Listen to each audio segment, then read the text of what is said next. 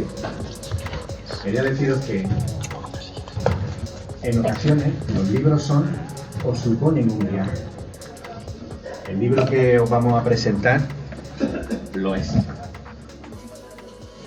Un viaje implica en un primer momento, en un principio, un lugar, un dónde y un para qué.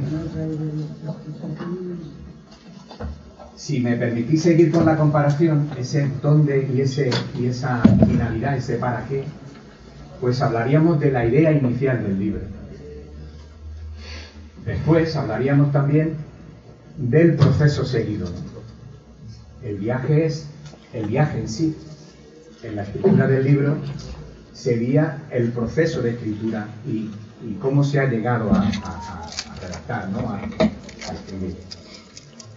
Y finalmente, pues hablaríamos del resultado del viaje que se ha hecho, las fotos que hemos traído, las sensaciones que nos traemos. Hablando con respecto al libro, sería el contenido. Teniendo esas tres ideas claras, pues así vamos a hacer la presentación. En primer momento tocaremos el tema de la idea, después pasaremos a lo que ha sido el proceso de elaboración del libro y por último le tocaremos el tema del contenido. ¿No? Queda clarito, ¿no? Vale, pues si empezamos con el tema de la idea inicial del libro, nadie mejor que Toño nos puede contar cómo fue. Y le paso la palabra. Gracias, Nico. Bien, buenas tardes. Yo soy Toño Pelayo. No soy maestro, lo cual me convierte en una especie de rara avis en esta sala. Es la primera vez que estoy en un congreso del MECEP y estoy encantado. Vamos a la idea. Bueno, la idea de hacer un libro para alguien que no se dedica a escribir libros, pues solo puede venir detrás de una necesidad. Necesidad de contar algo, ¿no? O en este caso, mejor dicho, que se cuente algo, ¿no? Pero claro, esa necesidad no nace sola. Esto, y aquí es donde viene la madre del cordero. Cómo se va formando esa necesidad, ¿no?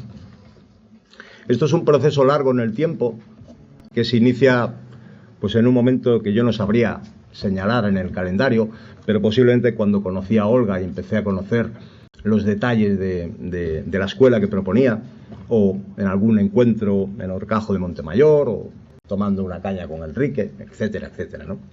Lo cierto es que, escuchando el discurso que hacéis las gentes del MECEP, empecé a ver, de forma inconsciente, empecé a hacerme una configuración de un modelo de escuela que para mí era absolutamente desconocido, ¿no? Porque yo tenía un modelo de escuela en la cabeza, como todo el resto de la gente que está allá afuera. Es decir, que no se dedica al mundo de la escuela. El modelo de escuela que tiene es el que vivió cuando era escolar, ¿no? Mi escuela, como la de la mayoría, pues era un aula llena de mesas y de sillas, donde íbamos allí ¿a qué? A trabajar. En silencio y de forma individual. Y uno de los castigos más frecuentes era por hablar con el compañero o la compañera. Es decir, una escuela opuesta totalmente a lo que propone el MECEP y yo estaba conociendo en aquel momento, ¿no? Claro, podemos preguntarnos si aquel modelo de escuela, que todavía está por ahí, tiene algo que ver con el modelo de sociedad que tenemos, ¿no? Yo creo que bastante. Modelo de sociedad individualista, competitivo, porque además competíamos por las notas.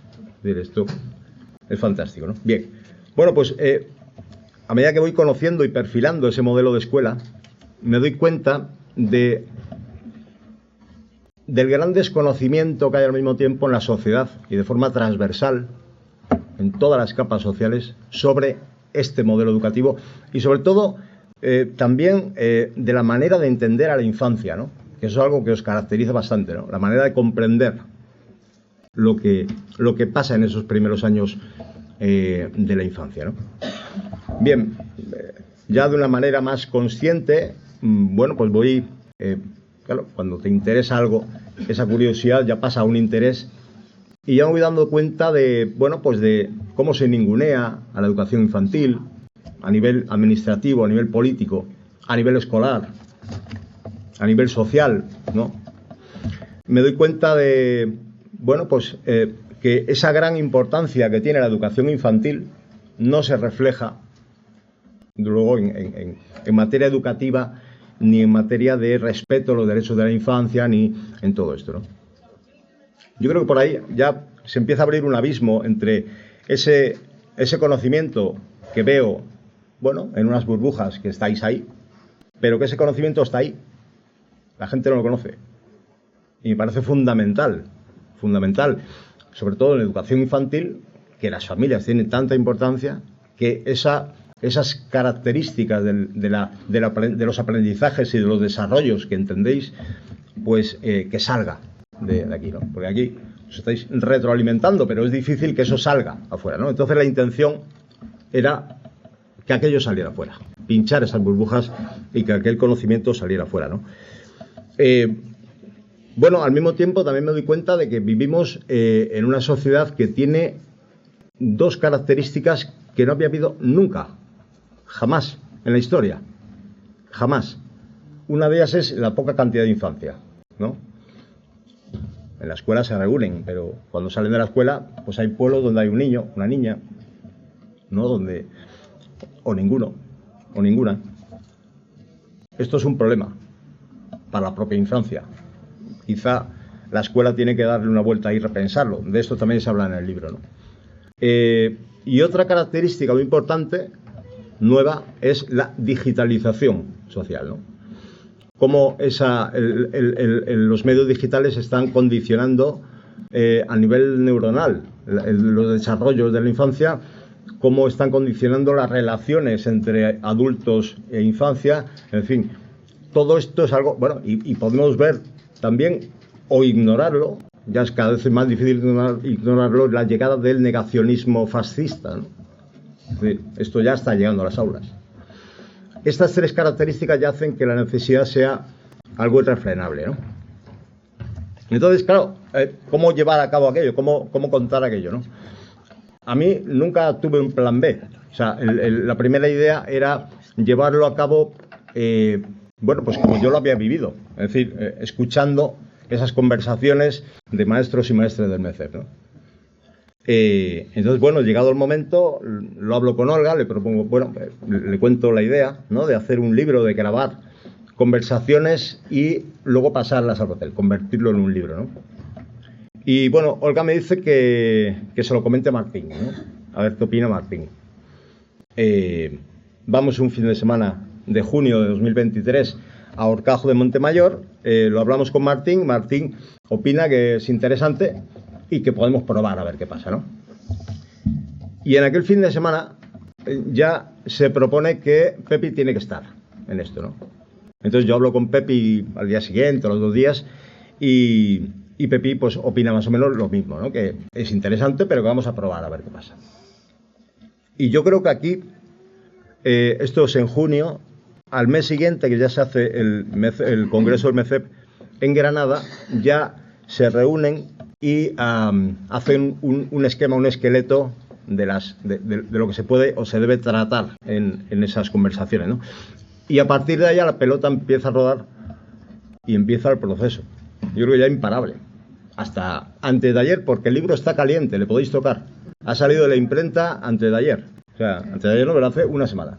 Que era interesante, pero que podía ser un poco complicada, ¿no? Y bueno, pues fuimos a tomar un aperitivo a un bar en Río Malo, y él hablando, él sin darnos cuenta que al principio saca la grabadora, o abre el teléfono y empieza a grabar, él le hace unas preguntas y Olga y yo empezamos a hablar, ¿no? Ya nos dimos cuenta que estaba grabando y la grabación a lo mejor duró 4 minutos o menos. Entonces la oímos y vimos que podía quedar interesante.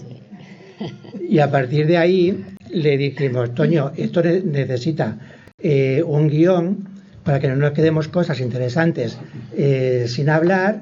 Entonces hay un trabajo que hay que hacer de qué es lo que queremos contar y tal, ¿no? Entonces, dice que el guión lo hicimos en Granada.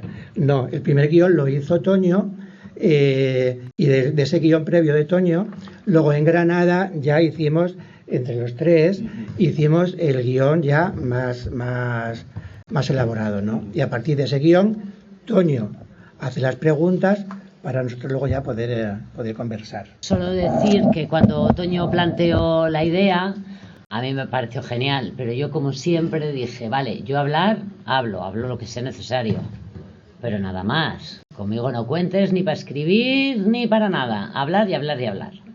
Pero eso fue en junio de 2023, luego todo cambió. ¿Cómo lo recibí yo? No sé si con mucha sorpresa, porque tantas veces nos proponemos cosas a las que yo generalmente no sé decir que no, o no quiero decir que no, o estoy dispuesta, ¿no?, a estas cosas. Esta es un poco especial. Era un poco especial desde el principio. Yo lo recibí con cierta inquietud, porque no sé por qué intuí pronto que era una cosa como de cierta profundidad. Como un reto también, y los retos a mí me parecen interesantes, merece la pena. Y también como un reconocimiento. Y luego había otro factor. En este estar estaban Olga, Martín, Toño, estaba Nico pululando y mirándonos. Y era casi inevitable. Yo dije que sí desde el principio, sin pensarlo mucho, la verdad. Y bien, creo que ha merecido la pena. Aquí estamos. Bueno, ya os ha dicho Nico que este libro tiene algo de un libro de viajes. Y es absolutamente cierto. Hemos hecho este libro a lo largo, como habéis oído ya, de más de 2 años, en los que hemos estado en lugares diferentes. En Horcajo de Montemayor, Salamanca, el pueblo de Martín, en Villaverde de la Abadía, donde vivimos Juan y yo, donde he sido maestra yo tantos años, ya lo sabéis, ¿no? En Santa Cruz de Iguña, donde nos recibieron Floren y Rosa, y en los veranos, en los congresos. Luego han sido 2 otoños, 2 inviernos, 2 primaveras y los veranos, que nos han llevado de acá para allá en este viaje mucho más profundo de la escritura de este libro. Y ha sido posible porque nos han acogido personas amigas, la gente del pueblo de Martín, Inma, Floren y Rosa, Juan, poniendo en práctica los valores de cooperación y de cuidados que tanto nos caracterizan como MECEP como MECEP y en nuestras vidas, desde luego. Los bienes de las tierras que visitamos se nos han dado como regalo. Os imaginaréis lo que hemos hecho, además de conversar horas y horas y horas, que luego os contaremos, probamos lo mejor de cada lugar. Hubo boletos edulis, paleta ibérica, por supuesto. Hubo botillo, como no, potes de la tierra de Cantabria, buenos vinos, en fin. Y desde luego, estupendos paseos y conversaciones más allá de las niñas y los niños, de la escuela. Hablamos mucho de la vida, de nuestras vidas y de nuestras impresiones. Y tuvimos la suerte de estar en estos preciosos lugares que os he citado y pasearlos. Es un viaje que tiene, desde luego, mucho de experiencia vital y os la queremos contar así, como ha sido un viaje. Como os decía antes, ese primer guión que hicimos en Granada.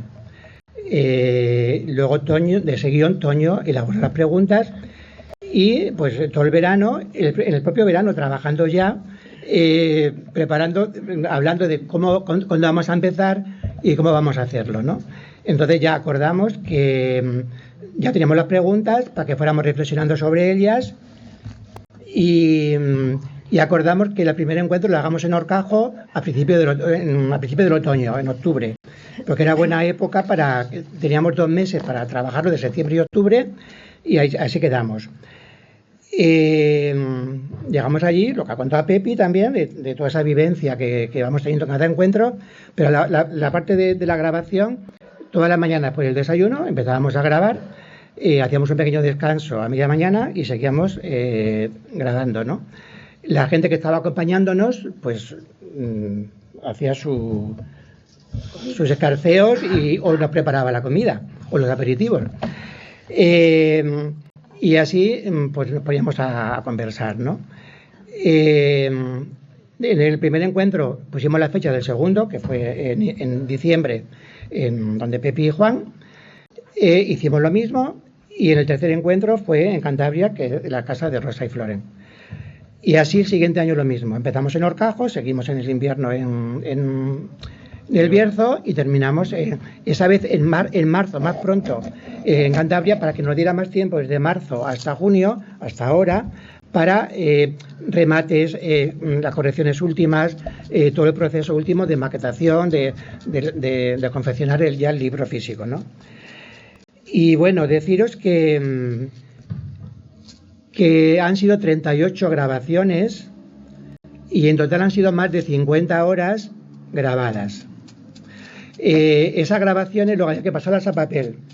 Las máquinas que manejábamos de transcripción de audio a voz, muchas veces era de risa, otras veces de cabreo, porque no eran traductoras muy buenas, que incluso los profesionales, cuando veis algún artículo por ahí, hay veces que hay cosas mal porque son el aparato, sí. Pues el aparato nuestro tenía mala leche, entonces había que escuchar, corregir, escuchar, corregir, o sea, parar, escuchar, parar, para corregir un poco, ¿no?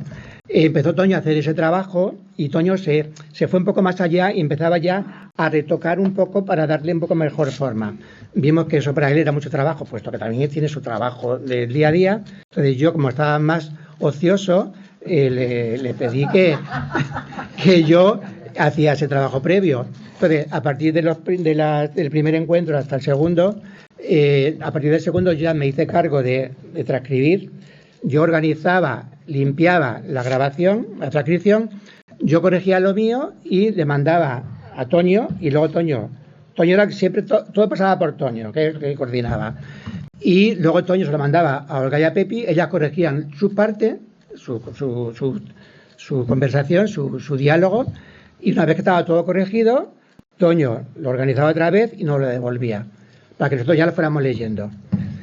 Luego, en el siguiente encuentro, leíamos eso ya en lectura en común y ahí volvíamos a corregir lo que nos parecía que estaba mal expresado, cambiar alguna expresión, no la idea, pero algunas expresiones, ¿no?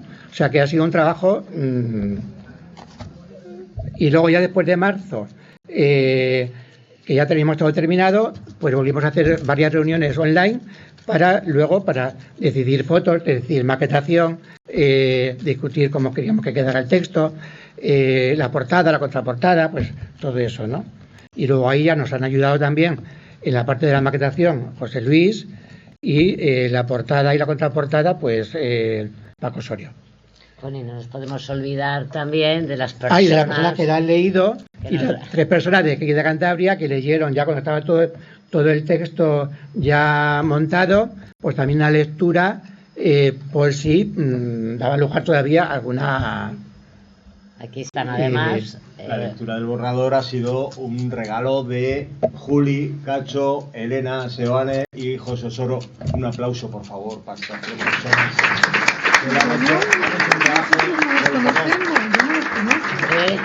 Ya un poco para terminar esta parte del proceso, consideramos que este libro es un trabajo muy frenetiano, que es el resultado de un proceso muy rico donde el tanteo experimental y el trabajo cooperativo han sido protagonistas, porque surge, como ha dicho Toño, de una idea individual que se transforma en un interés, en un proyecto colectivo. Una idea que se va modificando con la acción del grupo, donde lo afectivo, como ya hemos dicho, ha sido fundamental.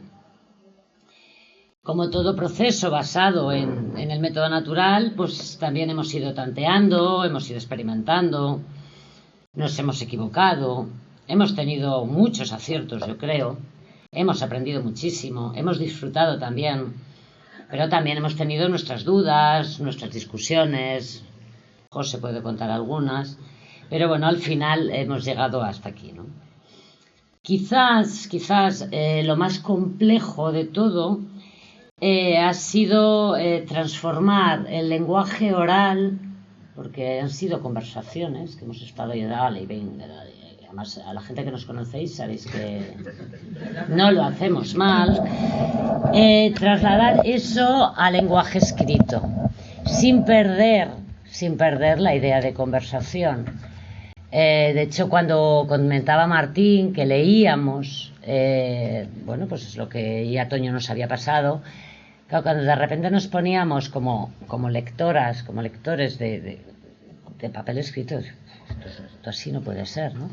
Pero luego decimos, no, pero es que es así como hablamos, ¿no? Entonces, yo creo que así ha habido un esfuerzo enorme porque el libro mantenga esa idea de conversación.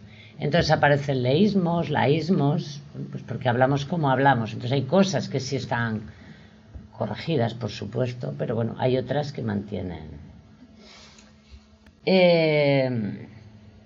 Y luego, bueno, pues un poco deciros eso, ¿no? Que hemos intentado, ¿no? Y creemos que hemos conseguido que el libro refleje pues esas 50 horas de conversaciones, ¿no? Ha sido todo un reto, sobre todo también teniendo en cuenta que no nos dedicamos a ello, que tenemos otras muchas cosas que hacer, entre ellas aquí hay 2 que todavía tenemos que cumplir horario laboral. Es un libro que no está pensado exclusivamente para maestros y maestras. Es decir, es un libro que inicialmente se pensó para el público en general, más allá de la escuela, porque creo que es ahí donde hay una laguna en conocimiento sobre esta delicada materia importantísima, ¿no? Claro, luego, hablando con 2 maestras y un maestro, es inevitable que aparezca la escuela. Pero, y yo ahí fui, en ciertos momentos un poco pesado, que tiene que ser para gente de fuera de la escuela, que tiene que ser para gente de fuera de bien. Fue inevitable que aparezca la escuela, evidentemente. Pero luego ya, un poco a todo lo pasado, me doy cuenta de que ese hablar de la escuela, la forma con la que lo cuentan, porque se habla de escuela, pero siempre desde el punto de vista de la infancia, ¿no? O sea, el epicentro de la infancia. Entonces, ese hablar de escuela también le interesa a las familias, ¿no? También le interesa a gente ajena a la escuela.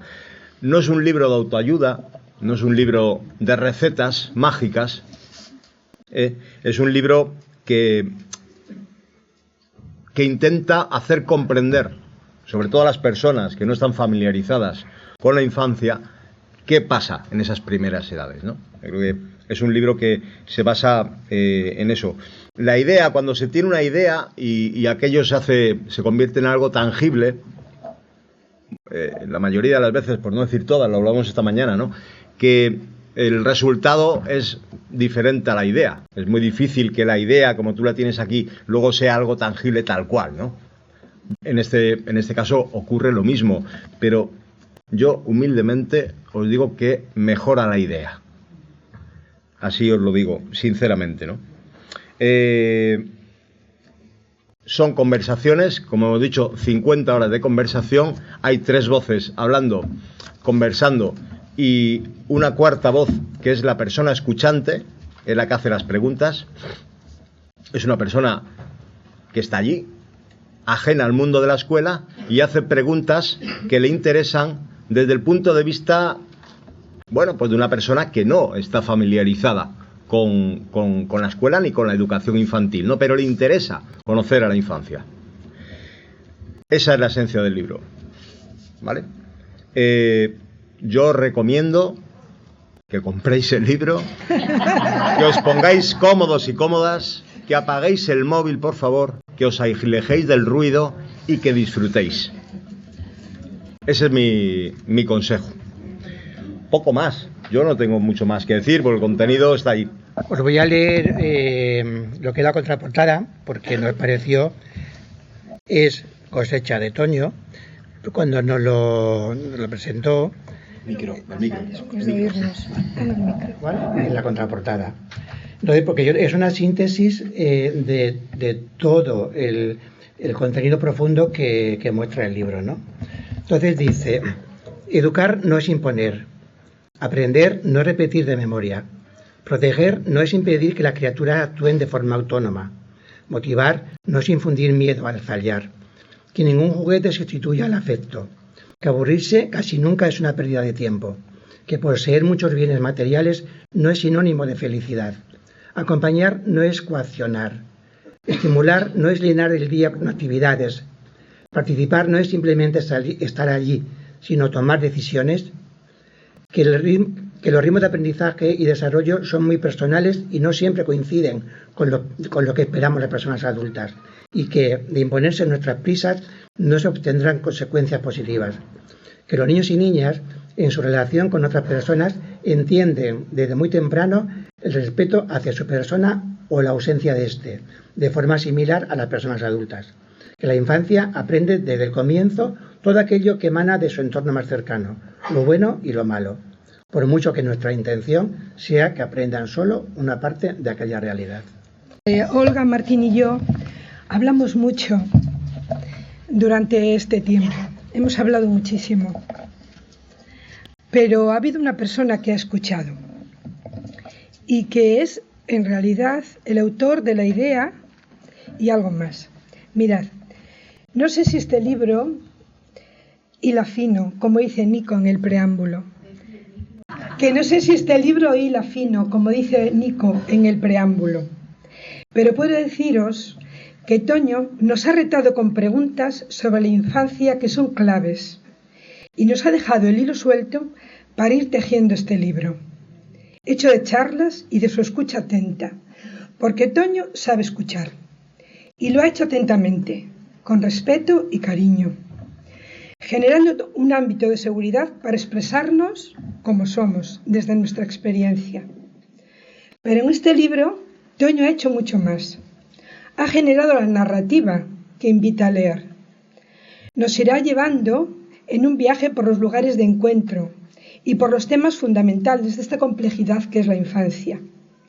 La persona lectora, esperamos que seáis todas vosotras y vosotros, asistirá a las conversaciones sobre la infancia, la educación en los diversos ámbitos y las diversas experiencias, pero también a los detalles de los encuentros en los distintos lugares que Toño va a ir relatando, los ambientes gratos de cada casa que nos ha recibido, el fuego acogedor, los paisajes, los paseos, las viandas, los abrazos, en una expresión literaria donde despliega su creatividad, que en algunos momentos se hace más poética. Toño ha sido el creador de la urdimbre y en ella nuestras manos fueron tejiendo este precioso libro que esperamos disfrutéis. Cruzamos el océano en una embarcación ligera y sin motor, como se hizo desde la noche de los tiempos. Solo disponíamos de una vela grande, confeccionada con los hilos de la memoria y retales de la experiencia. Sobre esta gran tela ocurría la magia. ¿Cuál fue que, aunque no soplara una brizna de viento y la mar se encontrara en absoluta calma, bastaba que la tripulación se reuniera en el casetón de proa a conversar de lo suyo, para que el velamen se hinchara y se tensaran las cuerdas hasta sentir cómo crujía el mástil, y la quilla cortarse las aguas marinas salpicando la espuma blanca a babor y a estribor. «¡Tierra a la vista!», gritó alguien, no importa quién. El continente dibujaba una delgada línea en el horizonte que lentamente fue creciendo, y así comenzamos a distinguir la bocana del puerto. No había nadie en el muelle, estaba desierto. Sin embargo, y a pesar de ello, a medida que nos acercábamos al atraque, pudimos ver que sobre las aguas serenas de la orilla, aquellas que lamen con sus oscilaciones las piedras del malecón y sirven de espejo a lo que en tierra se encuentra, se proyectaba la sombra de cientos, quizá miles de niños y de niñas que como una ilusión creímos reconocer entre ellas a tantas criaturas cuya silueta resultaba familiar. Toño Pelayo, Santander. No queremos ser tal, pero es que nos emocionamos porque, bueno, ha sido mucho tiempo. Y ahora vamos a terminar con un poco de marchilla.